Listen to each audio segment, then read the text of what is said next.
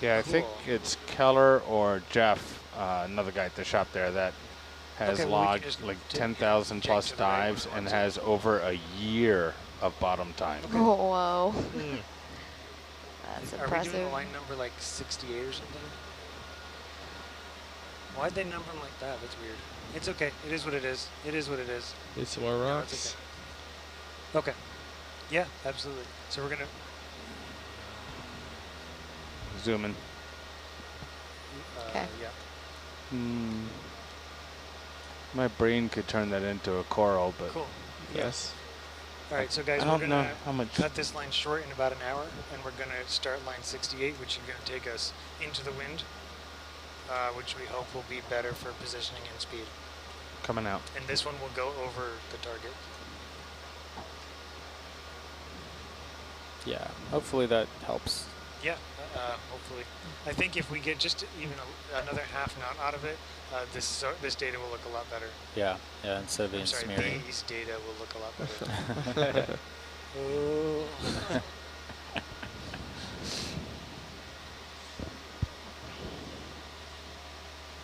Yeah, it looks like he's changed heading a bit, and we're picking up a little bit of speed because of that. That's cool. So we're at 0.7 knots now. Slowest survey ever. Yeah.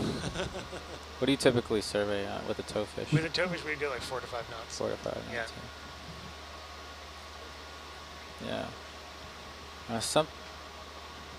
But you can see what changing the heading has done to Argus's USBL. Oh yeah.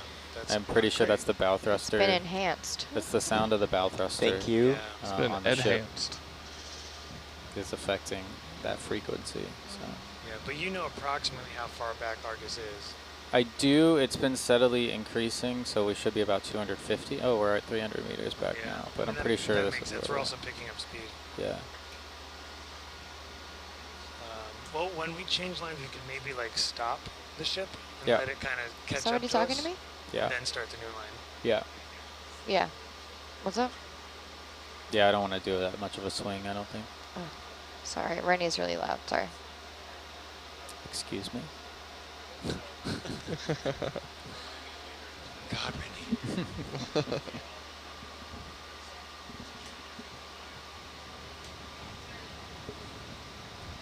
So as we dive, we are just using Argus right now. Argus is rated to a depth of 6,000 meters. And Hercules, which is not currently diving right now, as we're just side scan.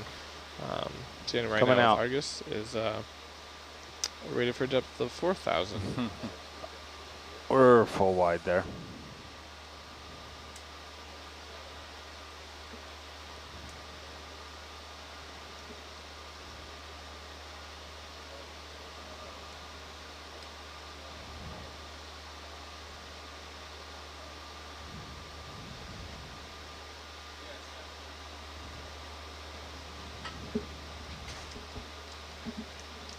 Got a There's nice a fish down left. in there, eh? Zoom in. Maybe not. Where is the head mounted on the ship? Like, Is it watch chain? It's in a blister. No, it's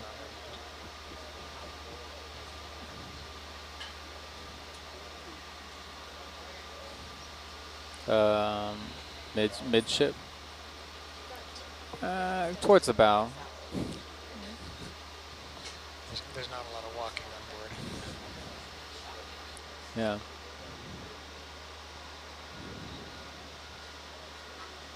Yeah. I don't think it's the jet pump, I think it's the bow thruster. I think it's the sound. So the bow thruster at full or at an increased thrust sounds, yeah, makes noise.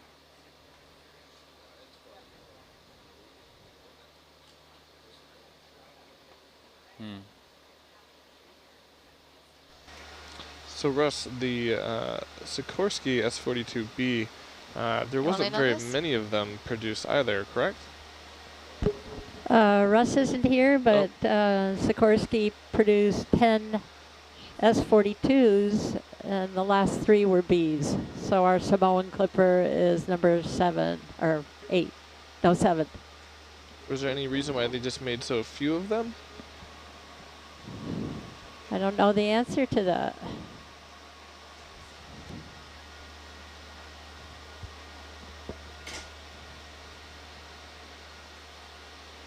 Correction, ours was number 8. The last 3 were Bs. Okay. Thank you.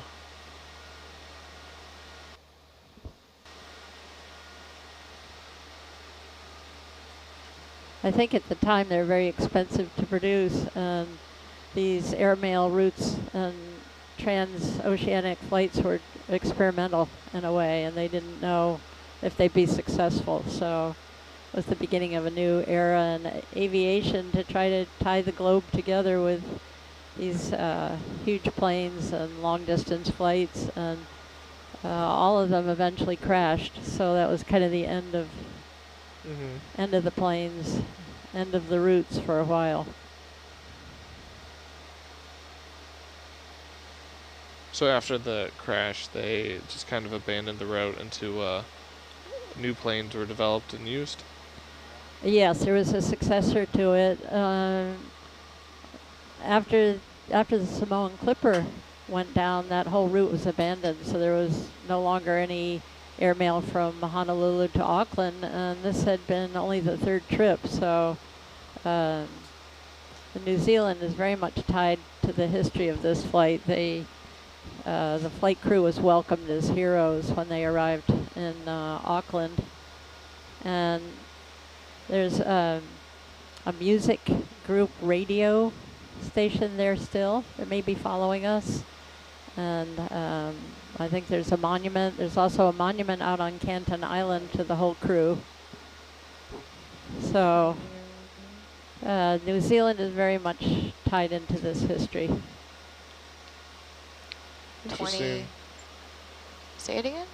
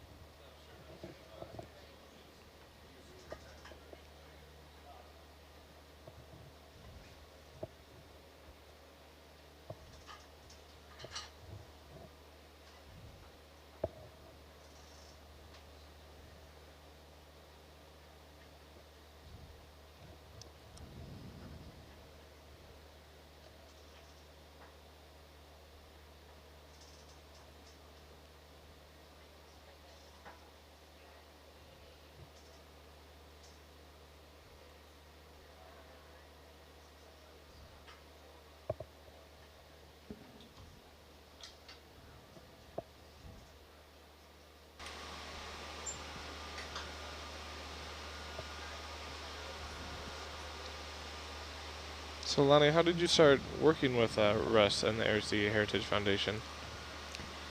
Russ and I were both members of Tiger, the International Group for Historic Aircraft Recovery, and we were both on the team, the Amelia Earhart team that went out to Nikumaroro and Kiribati. First time I met Russ, he arrived at the airport. We were headed out in 1997, or he arrived at the hotel where we were gathering, and he said, "Lonnie, I just graduated from film school and I got a job, and I don't think my father would appreciate it if I went on this expedition. So here's all the surveying equipment and here are the manuals. And since you're an architect, you should be able to figure this out because you're the closest to an engineer that we've got on the trip." So that was my first introduction to Russ. And we've remained friends since. I think Russ thought I had my priorities straight because after a Tiger meeting in Annapolis one time, I said, "I need to go shopping for a mother of the groom dress because my son was getting married," and all the guys decided to tag along on that expedition, and it was so daunting to try to choose a dress with all all of them tagging along that I ended up buying a ship model instead. And I thought, Russ thought any woman that goes out to buy a dress and ends up with a ship model is okay in my book. So, and we've stayed friends since. And then Russ shoots me these assignments, and I have to laugh at this one because the email said, this is your next mission if you choose to accept it. And after about 5 paragraphs, he said, there's a slight urgency to this because I need to present a white paper on this at the end of the month. This was May 2014. And when I got this, I was out in Colorado, not anywhere near the archives, and I said, oh, that's okay.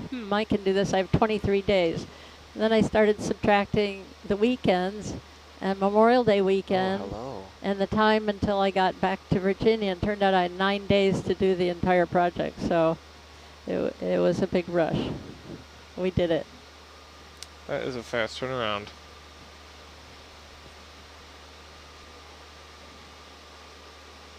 So he submitted this paper 5 years ago and has been waiting to be able to make this mission a reality. And it was co-authored by Jim Delgado, Russ, and myself.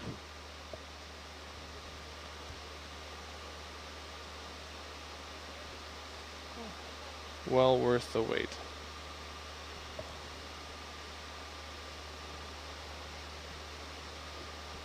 Did you see the rainbow this morning? We're taking that as a good omen. I missed it, but I heard legend of it. Yeah. It was very nice.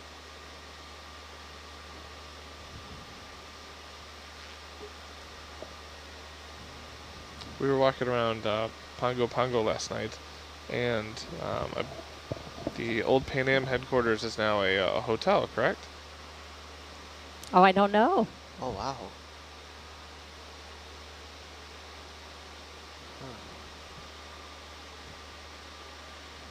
But we were really interested because Steve, our video engineer here, said he was in the Barefoot Bar, and the bartender asked what everybody was doing, and when Samoan Clipper was mentioned, he said, well, I have a story.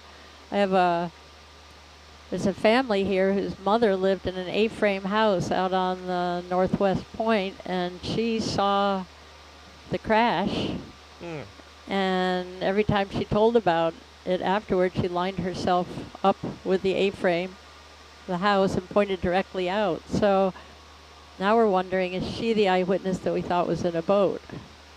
So that needs further follow-up by somebody back in American Samoa. With the historical records, did the eyewitness ever give their name? No. But it was interesting. She did report it to her chief before it was known an airplane was missing. She told the story before it was reported. Okay. We heard the same story from a local. You know, that's what I mean. The Candyman, the bartender. Oh, that's where you got that. That's right. Well, we have our own white eyewitness, and then that other story emerged, and we're wondering if it's the same eyewitness, and she was actually in her house rather than out in a boat. So you've met Candyman as well, then? No, I just got this story via Steve. What's that? I received the story via Steve on the crew. Oh, I see, I see. Yeah. Lonnie, I have a question for you. What's it like, so because so much of your research has been in archives, now that you're actually here interacting with this location and the history, how does it feel? It's absolutely amazing. If you're a starter and never a finisher, you have no idea what becomes of the work you do. How is it used? How does it help solve the story? Usually just turn it over.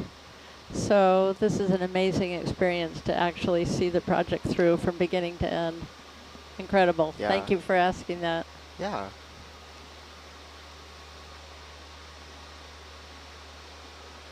We've moved so many times, my husband's State Department, so we've lived all around the world, and you're always saying goodbye to friends and leaving your job and starting anew, and you know, getting everybody settled in a new place and schools and so forth. Yeah. And my husband said, you're an incredible starter. We actually never have a chance to finish anything because you always have to leave it. So this is a chance to be a finisher. Yeah. Very exciting. Very exciting. Yeah.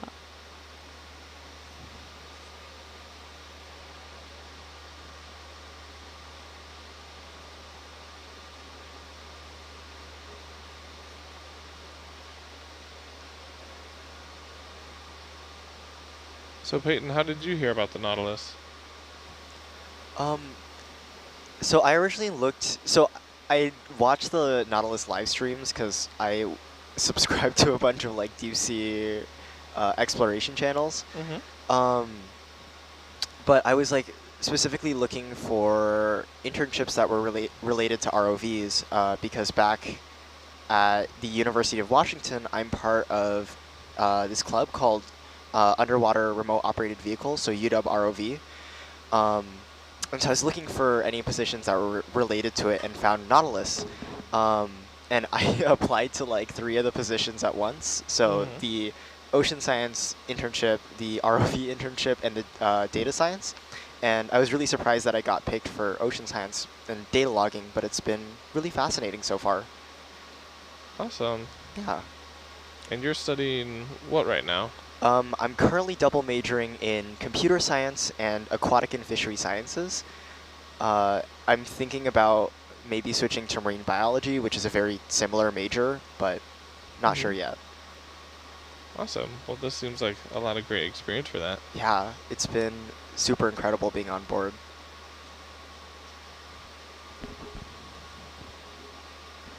And what about you, Brian? How did you start? Yeah. Oh, I was teaching in Ohio at the time, and one of the things that I always kind of preach to my students is that you need to go find what you're passionate about and continue to pursue it. And STEM is something that science, technology, engineering, and math is something that's incredibly important to me. And I would always spend a good chunk of time looking up fellowships and other things that I could do and experience that I could take back to my students. And one of my former colleagues and I found the Nautilus and this fellowship, I believe through the National Science Teacher Association. We both applied, and in 2015 we actually both were accepted. Oh, wow. Yeah. And so in 2015 I sailed in the Gulf of Mexico, and a few of the other people that are on board now were actually on board when I was on then. And since then I've moved around a bit and had a few different jobs, and I now live in Georgia, and I applied to come back as a lead science communication fellow, and I was lucky enough to be accepted. So hopefully my new schools and districts are enjoying exploring with us over in Richmond Hill, Georgia. Well, congratulations. Thank you. The Nautilus is an incredible thing, and I really like being able to hear and talk with you all, and know that other people can hear your stories. And so many people have come to what they're so passionate about in a very unique way, and I think it's important for a lot of listeners to know out there that it doesn't matter if you think you don't know what you want to do right now, or if you decided you want to change majors or careers. There's plenty of amazing things that you can do that you're passionate about, and everyone here on this ship is living proof of that.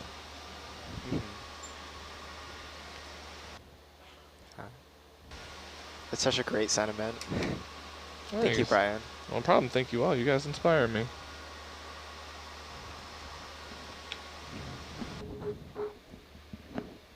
It's great that you talk about a passion, because I've served on my college's board for 6 years, and students who are straight A students and captains of teams and, you know, serve the community and do all sorts of things aren't getting into these certain colleges. And I've heard the admissions board say they're not looking for the superior student anymore. They're looking for students who have a passion about something, because they'll continue that after graduation. It was very interesting. Yeah. Well, there's so many amazing things. I'd alluded to it earlier with the technology that's... There's something up there on the left, like a change in terrain or a rock or something. Sorry. Ooh, no. Go for it. Is our depth staying the same? Okay. Like a little ridge of sand or something? Don't know. Yeah, it's like a downward slope.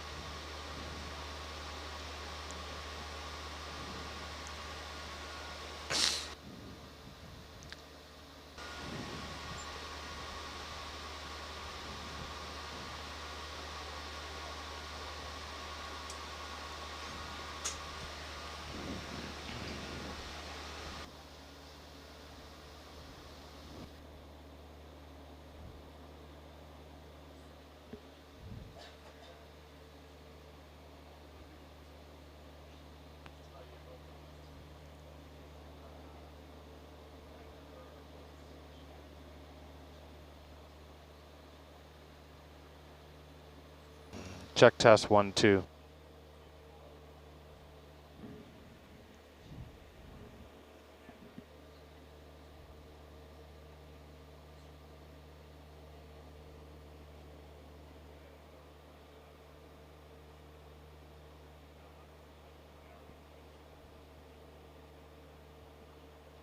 Maybe that's just a rift in the sand or change in coloration or something.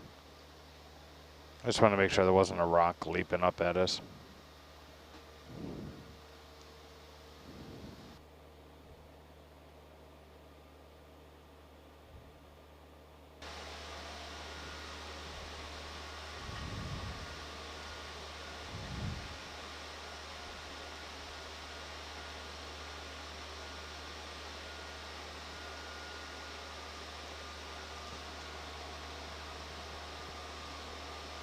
So Summer, if we have, what, I believe it was 200 meters in between each line, does that mean our field of view for the sonar is about 200 meters?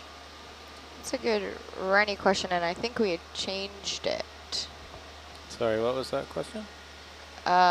He wanted to know the swath width that we have, and I think you changed it from 200 meters. We were, our spacing of our survey pattern was 300 meters. Now we've brought it into 200 meters because we're happy with being at this 10-meter altitude, which is, therefore we can't see out as far. We're closer to the surface. Okay. We have less angle, less coverage on the bottom with the side scan, but we're still getting over 100 comfortably. So 200-meter spacing will allow for some overlap on each side. Weird there. Thanks.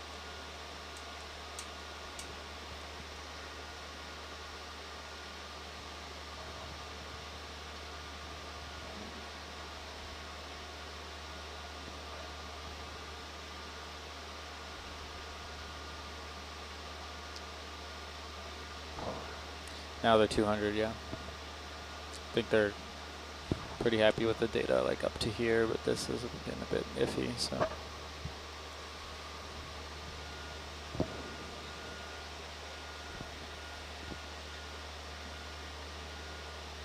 No, I shouldn't need to, though.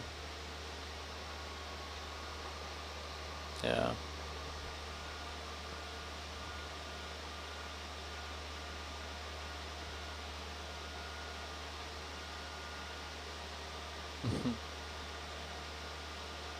Mike's gonna come in here.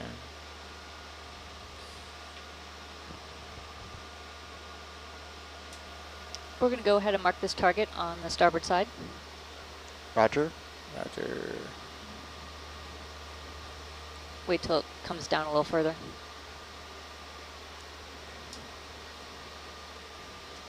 At about 65 meters off. Yep. That sounds right. So, is the current that day when the plane went down known at the time? There's some. Yes, it was. Is that 05 the target? It's, which target are we on? Yes, it is 05. 05. Okay, and yeah. Data, you want me to leave this target up? Have you discussed that long with Suna? Give me just a few more seconds. Yeah. Summer surface current was known. Okay, well, but yeah. nothing else. Gotcha. Yeah. Seas were reported So- as calm. All right, all good. What was it, the direction? Just curious. Northeast, Okay. I think. Northeast. Yes, it Gotcha. was. And then a couple of things also washed up on areas to the northeast as well within a couple days. Yeah, the icebox doors.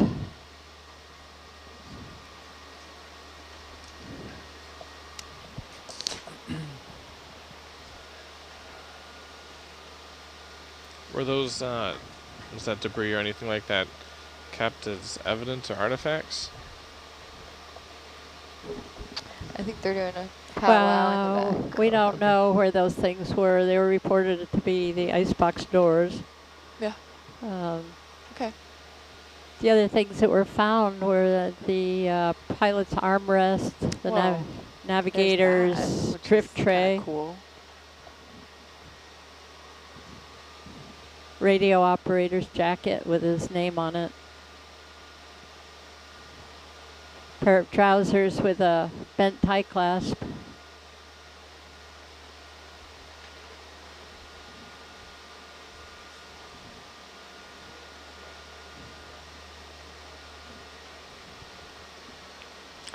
Is there any evidence or reports about how long that oil slick that was mentioned earlier lasted before it dissipated? I'm not sure about that. I know they eventually called off the search because there wasn't hope of finding anything else.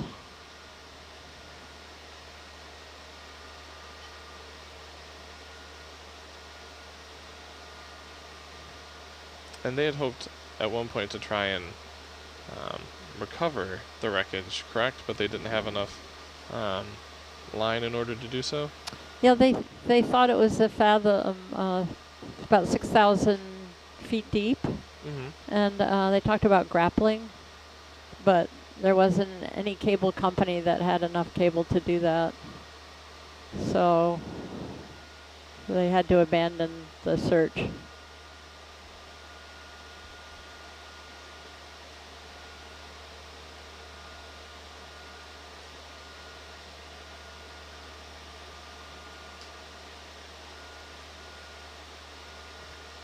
Now, of course, we know it was a lot deeper than 6,000 feet. Yeah. It's super fascinating how deep it gets just a couple miles north of Pongo Pongo. The fact that the debris they found was 1 to 2 inches of cardboard and soundproofing and things like that showed the catastrophic explosion. So those pieces that were recovered, except for the door and the jacket, were pretty small. The pants, the jacket, there was a piece of strut recovered. Actually, the struts reported. Is that a rock? There's some That's a rock Argus. or something. Like a rock. Zooming, Yeah, Roger? holding Thank you. there. looks like rock. How do you say that in Latin? Le rock? That's French.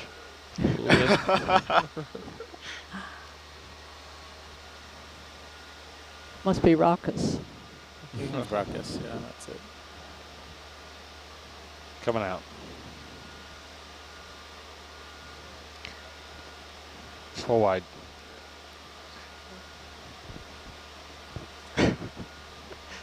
So is there a general kind of hypothesis on what caused the explosion?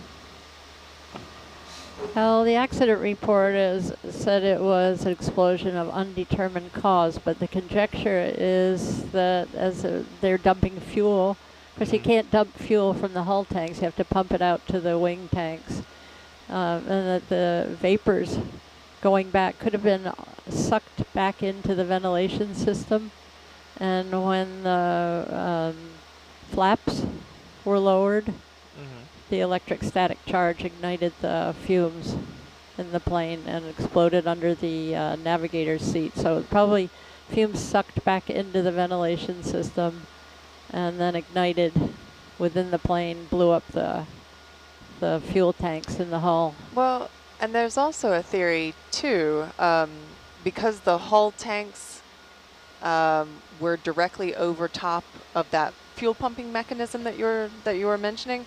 So there were 6 hull tanks inside the actual airplane in order to make it able to go that very long distance, in addition to the ones that were in the wings. And like Lonnie said, you can't pump or you can't drain a hull tank. Actually, you have to pump it into the wings first and then drain it from the wings. But the pumping mechanism is directly underneath the walkway in between those hull tanks in the actual underbelly of the hull. It has a hand pump and an electrical pump. In the event that there was any sort of leak of gasoline, that electric fuel pump would have been directly underneath the tanks, and that could also be a possibility of the cause of explosion as well. But we don't know. No, it was a hydraulic piston, but it was activated by an electric pump. Yep. So with that much fuel, the explosion probably was quite significant.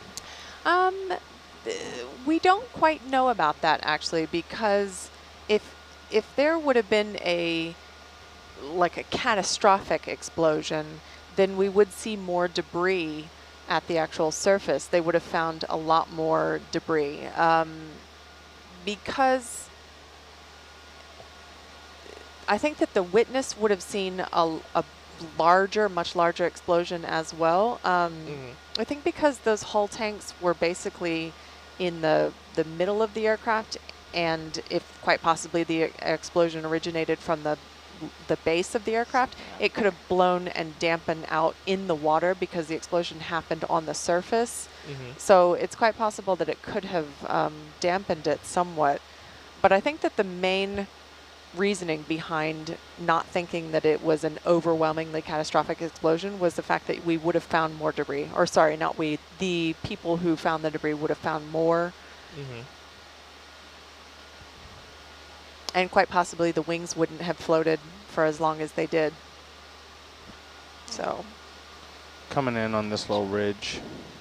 Roger. I think we've been seeing some of these maybe in the Edge Tech display as well. Yeah. they did take photos of the debris, but it was Coming out. asked. For what? Thank you. But it was what? I didn't want to interrupt them. Asked that they not be released, so we don't know where they are. So they weren't kept in Pan Am's records or anything? Oh, probably too upsetting to see. Oh, we can't find them in Pan Am records. They might have been in the Navy records. I don't know. Are those records that can be accessed by the public? Yes, I've tried. I've tried to access those. I've been to the Navy Yard and had people there helping me. Some things just disappeared. Oh.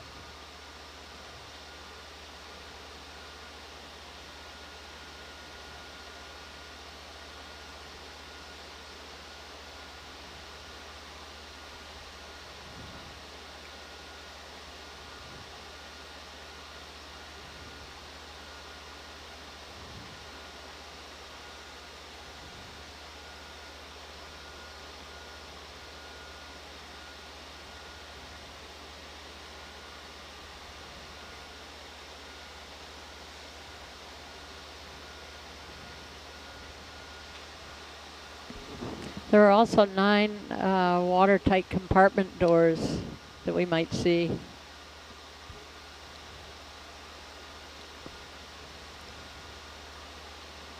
So there's a lot of potential.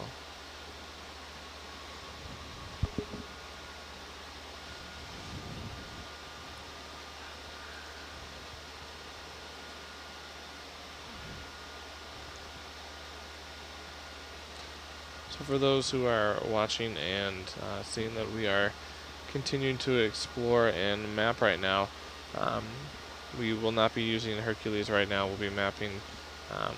for about 24 hours, but feel free to follow along on social media, on Facebook, or Instagram or Twitter at EV Nautilus, and you can continue to stay up to date with us that way, or sign up for the newsletter as well, and you can, using social media, get dive updates. So when we do start to dive using Hercules, you can hop back on and check out what targets we're diving on. Hercules isn't being used right now, as we use Argus as a tow fish to side scan the 2 square mile search area.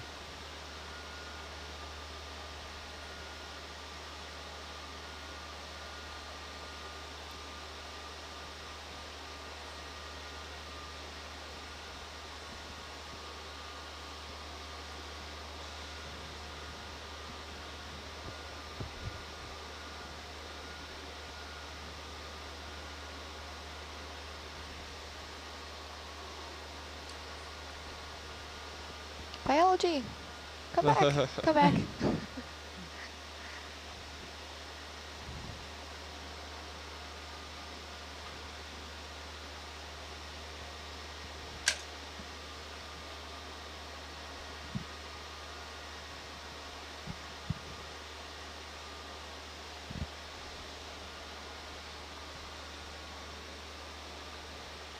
So for the specific equipment that we're using, ROV Argus is equipped with an EdgeTech 4200 MP 600/300 kilohertz side scan sonar.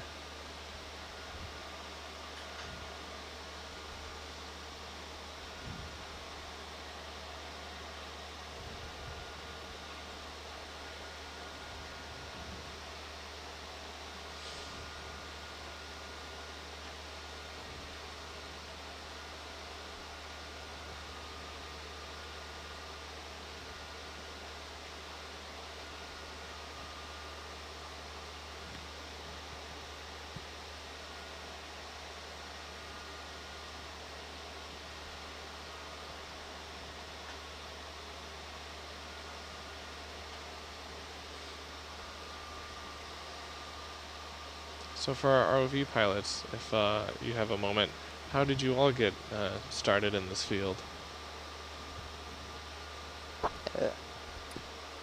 I Let's will use Summer. start off that answer.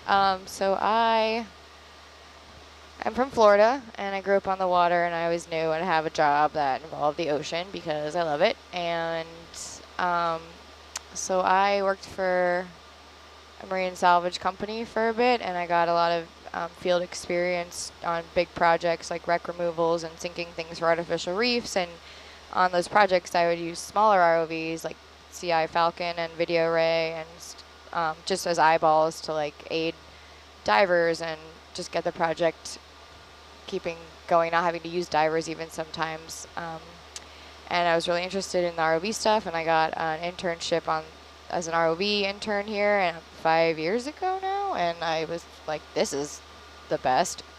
And then went back to school I got a bachelor's in marine affairs, and then I went back to school and got an associate's in engineering technology, and just to learn more about, electrical components and stuff like that. And yeah, I just kept coming out to sea and loved it, and yeah, fly planes, so similar to kind of flying an ROV.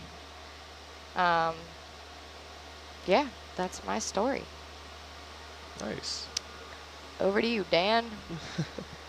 What got you into this life you live? Oh, I'm not sure how I got here. It just happened. I worked for a manufacturer for about 10 years, and they built robotic arms, and I traveled around as their service guy and did repairs on them, so I kind of got exposed to the life on boats and ROVs, and then around the turn of the century, the same company decided to start building ROVs, and they built the first 4, and I found myself living on a boat at that point, trying to keep those things in the water, keep the client happy. And client kept bugging me to go to work for them, switch to the dark side, as it were, and eventually did that, and kind of never looked back. And then got bored with that and started contracting, and I was moonlighting for a little outfit in Canada that had a science ROV. I was immediately hooked. Was a lot more fun and a lot more personal than commercial oil and gas work. So since I've been, whenever I can, do the work on a research vessel or a science ROV.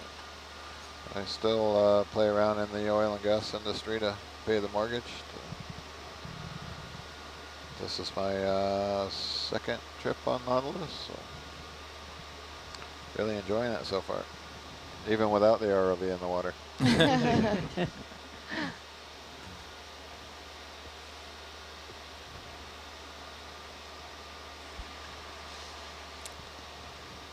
Thanks for sharing.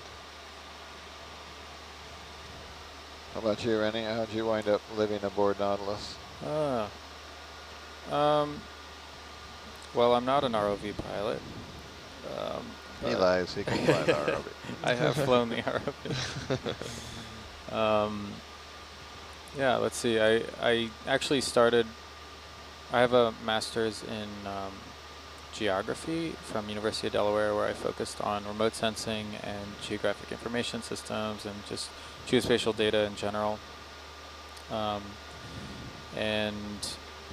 I was actually doing land-based remote sensing, specifically terrestrial LiDAR, actually at altitude in the Andes. That was where my research was, on rock glaciers. And then from there, during grad school, I applied for and got an internship in seafloor mapping using the ship's Nautilus's multi-beam sonar, which the data from multi-beam sonar and from LiDAR can be similar in a lot of ways.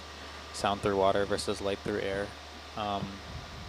And from there, I just kind of kept in touch and was lucky enough to be invited back first on the science team for a bit, and then transitioned towards ROV navigation and also some of the seafloor mapping coordination that we do on the ship. That's how I ended up here. So that was this is my 7th season on Nautilus. Nice. You're a grizzled veteran. Yeah. You're doing a great job. The ship hasn't crashed once. Yeah. That I know of. Keep up the good work. Check that box. Yeah, that's a 5-star Uber rating right there. Yeah. Would sail with again.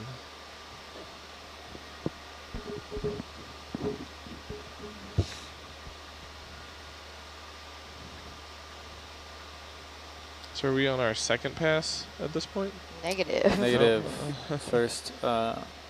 First line, first pass, and we've decided that given the surface conditions, specifically the 25 knot winds that we're feeling from the east, we are going to realign our survey. So around the middle of this line, which we're approaching in about a half an hour, we will switch to a more easterly heading, which will go over the center of our target site.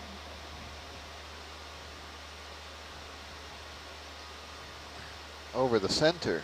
Yes. So handing off the watch to...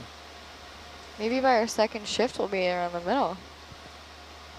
No, so we're currently going up here. Oh, well, we're about there. We'll end our watch around the change survey. Yeah, right but there. then, And so then they... we'll go this way. yeah, we'll probably be past it. Yeah. So who's on with Mike? Wendy. Mike and Wendy. Who's the And navigator then with Chris. Chris? Chris. Oh, that's right. So Mike, Wendy, and Chris could be sitting in the chair when they get the glory. Could be. We laid the foundation. Yeah. Yeah. I like that. We perfected the maneuverage, if you will. Yeah, no one would say the word maneuverage, so I won't. so I won't. But they'll come in and change Somebody everything. just said it. It's a Twice. thing now. It never cut me any slack. Nope. Makes you stronger somewhere. Hey, there's that pack of cigarettes I lost earlier.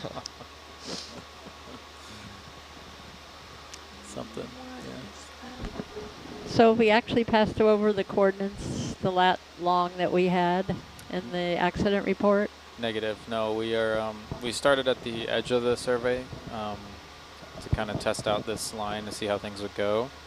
But when we approach the middle, we're going to change our heading, and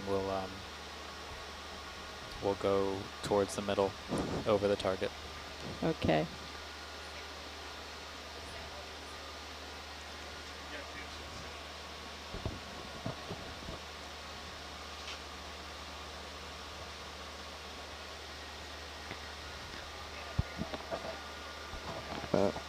That's okay, I'm not on your watch, so you'll have to work it out with Steven too.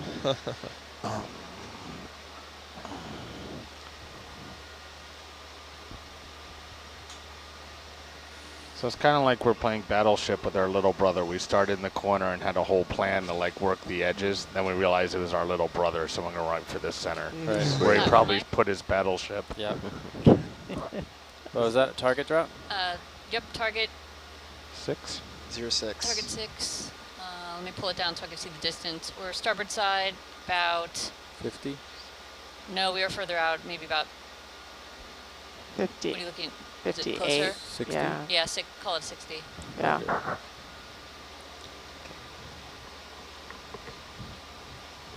06. 2.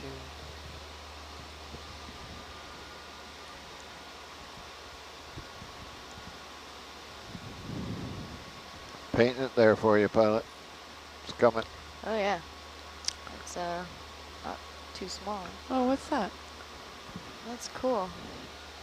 I didn't know you could do that. Target, 30 meters. You just keep reversing the direction. It's nothing fancy. Don't let them fool you. No. Yeah. No, that's not it. That's cute though. Oh, there it That comes. looks like exactly where it is. That's it, right? That's your target, yeah. Yeah. Okay, he's good. 30 meters out, 25 meters out. So that's the answer. That's how Good far to we can see.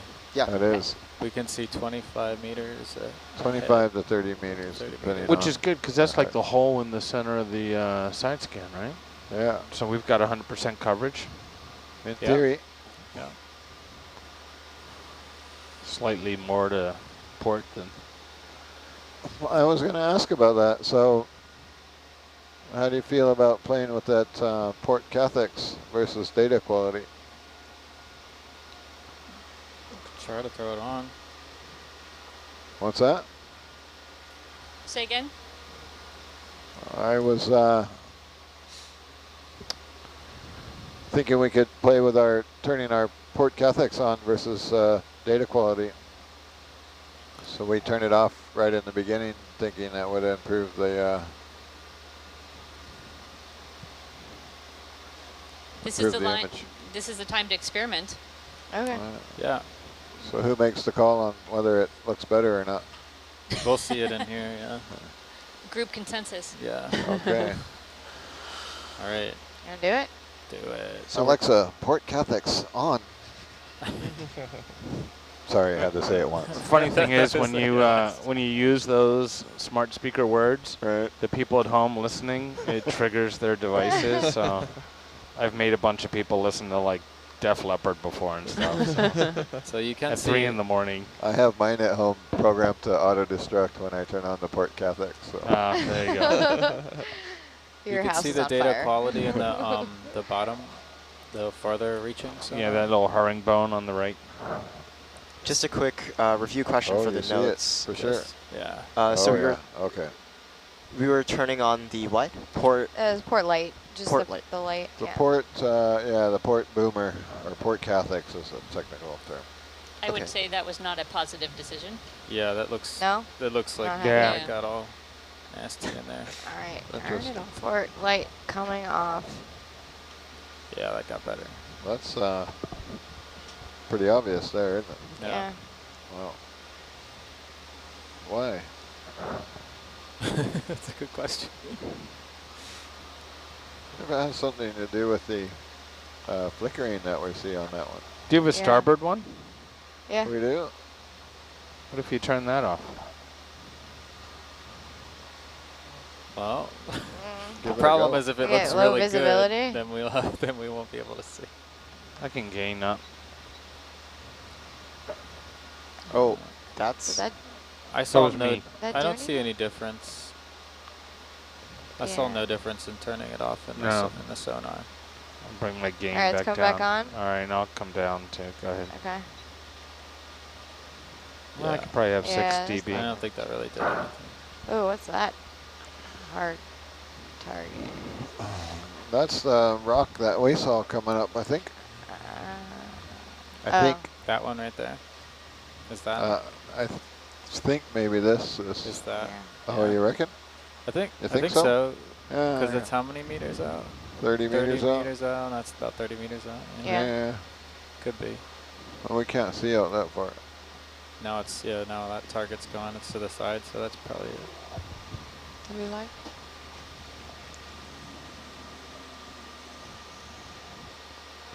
Yeah, our width must be. Never did work that out, did we? We also have a slight tilt up. Yeah, I think it's 10 meters on each side. Our view angle? I think so. If we're 10 off the deck, I think we have 20 meters of view. That's not me. But then Oh. the forward, we have a little more because they're tilted up. Right. But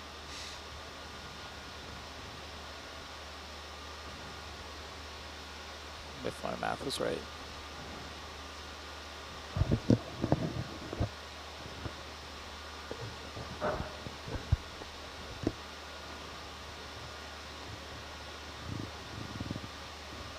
My field of view on the Zeus is right. I forget the specs.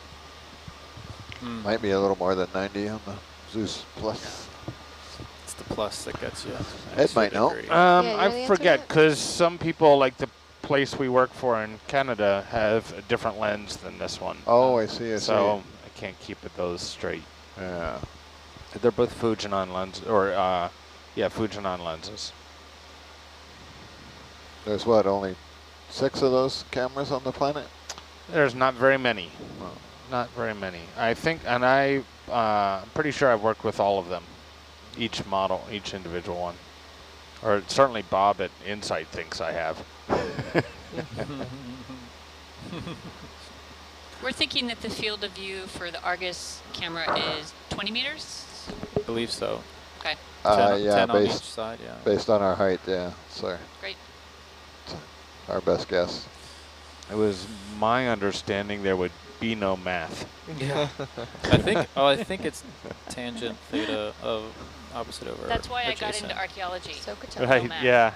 And Yeah. 10 meters up. That's not correct. That's not correct at all.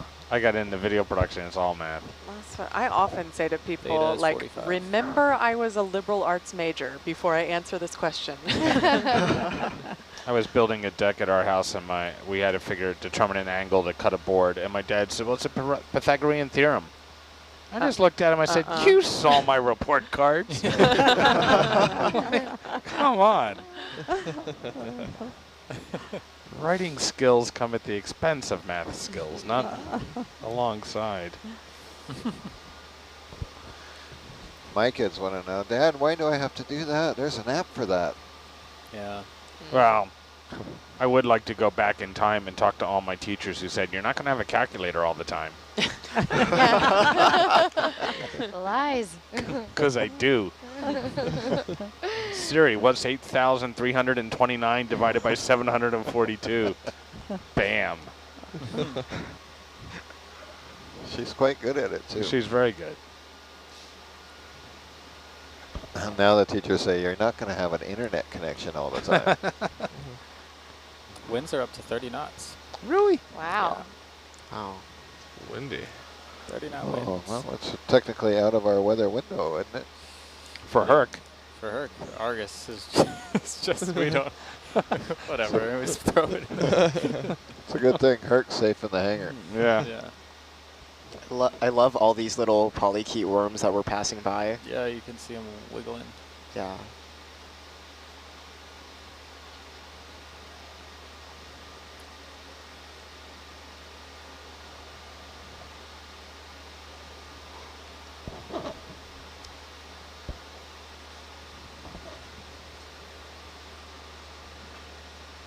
We had the Zeus leaking on one job.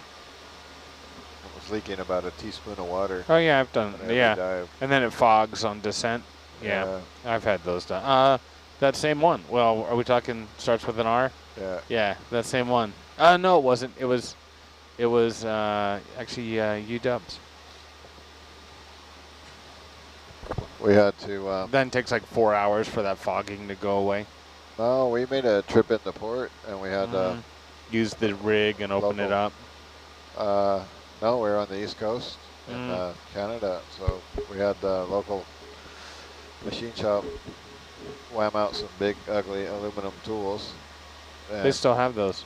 Yeah. Yeah. And we would open that thing every night and Every heat gun night? it out. Yeah. Oh, Take the Zeus man. off the vehicle, open it up, Do you have to put it like heat gun it, and we had no bunch of desiccant. desiccants? Oh yeah. You didn't have any? Do you have any nitrogen? Because you can fill that with nitrogen and it helps a little. no, It doesn't we have a had some- nitrogen port on the back, so. We had some nitrogen, but we had to reuse our existing desiccant. So we take the desiccant and put it in the oven at Oh yeah, that works. 350 for 4 hours, and then heat gun the housing and the camera. We'd have to go up to the library on the ship because that was the driest place humidity-wise on the whole vessel. Man, So we drag all our tools, this giant camera that's up a pain 3 every flights day. of stairs to the ship's library and set up shop. That was our evening.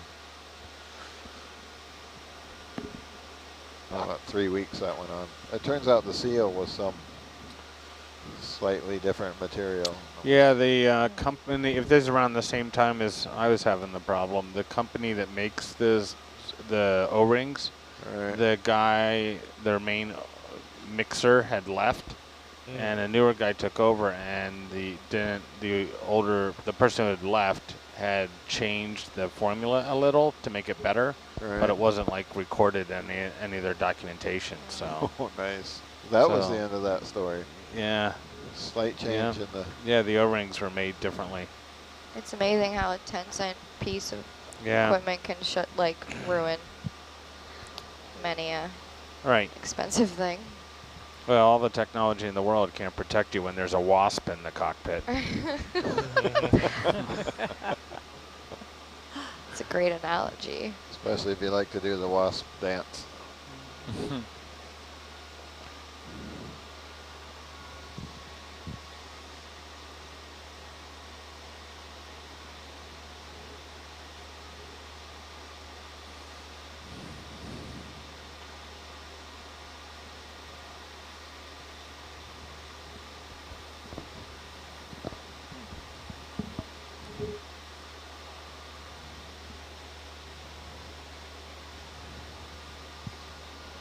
So currently, are there no motors on Argus that are running? Negative. There's a forward thruster just keeping our heading in Oh, place. okay. So it's, and we have that, like we said, that rudder dive Yeah. thing in the back. So our fin, it's helping keep us stabilized and on track. Gotcha. But we did disable our aft thruster for the noise it created for the side scan. Yeah. There's an establishment, it might even be in Seattle, maybe Peyton knows. I think it's Huh? called Finn McCool's. If they had stickers, that'd be cool to put on. Fin cool. Yeah. That sounds. I have no idea. Oh, okay. It sounds mildly familiar, but I Yeah. don't. Well, there should be. Let me. think I can there- look it up. I think there's one on the Ave. I think we need to, next time on deck, Well, it won't matter because we won't have the fin on anymore, will it? So Hopefully not. we missed our That's the golden goal. opportunity. So Yeah.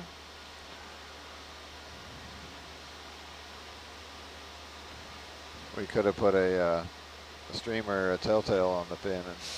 And Oh yeah. That would have been wise.